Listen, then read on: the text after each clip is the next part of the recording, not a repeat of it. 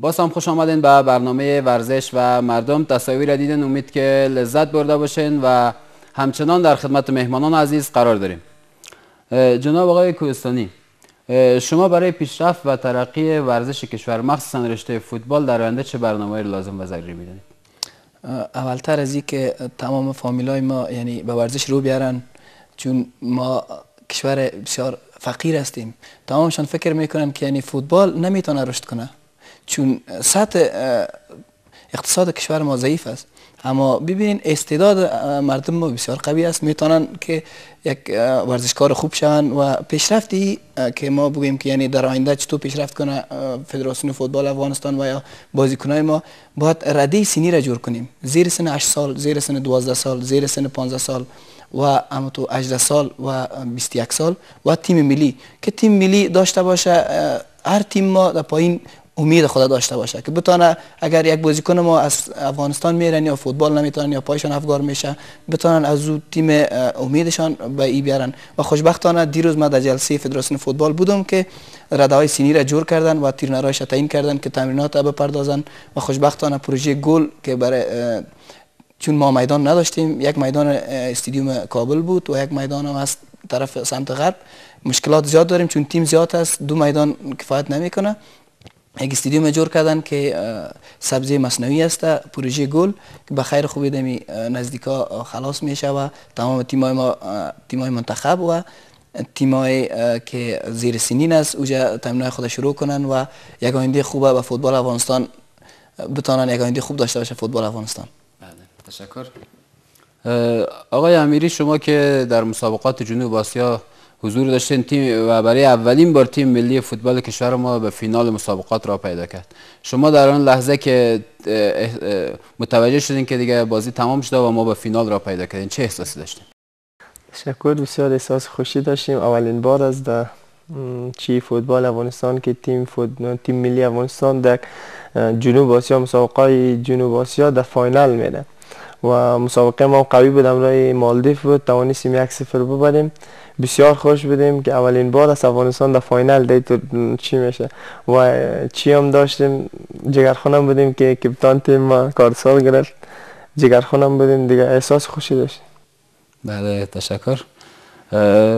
جناب آقای کوهستانی، برنامه های آینده تیم ملی فوتبال ما بعد از این مسابقات جنوب آسیا که به پایان رسید، دیگه نتایج بسیار امیدبخش هم داشت تیم ملی، در آینده چه برنامه تیم ملی ما، نزدیکترین برنامه‌ای که داره کدام برنامه است؟ تشکر. اول به امی سوال پیشترتان بپردازم که یعنی پیشرفت فوتبال ما به این هم میشه مثل تیم کابل وره یک تیمای جور شود که یعنی اسپانسر شون، بتونه بازیکنای فوتبال ما از روحی و فکری آرام شون، چون بعض بازیکنای ما کار میکنن بعدن میان فوتبال میکنن، چون فوتبال بسیار قوی فیزیکی کار داره، انرژی زیاد کار داره، بتونن که یعنی خوب فوتبال کنن و آینده خوب داشته باشن، یعنی اسپانسرها پیدا شه، تاجرای ما علاقه بگیرن و اعلانات خود میتونن بکنن و تیم خوب داشته باشن.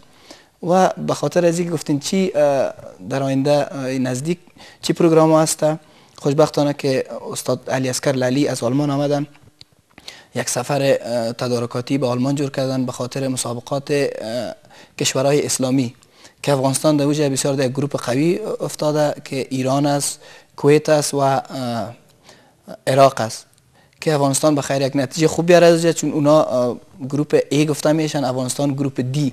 بسیار مشکل است به افغانستان، اما ما امیدوار هستیم که بازیکنای ما که در خارج است اونا هم اشتراک کنن.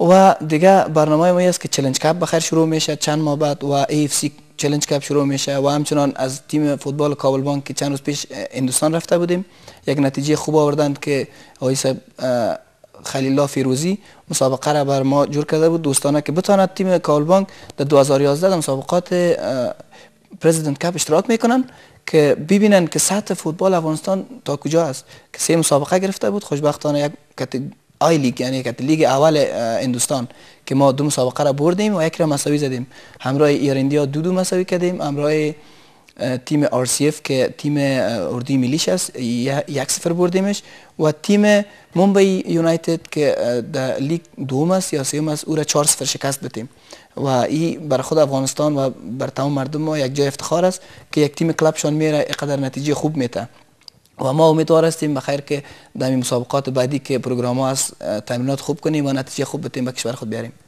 بله بسیار زیاد تشکر.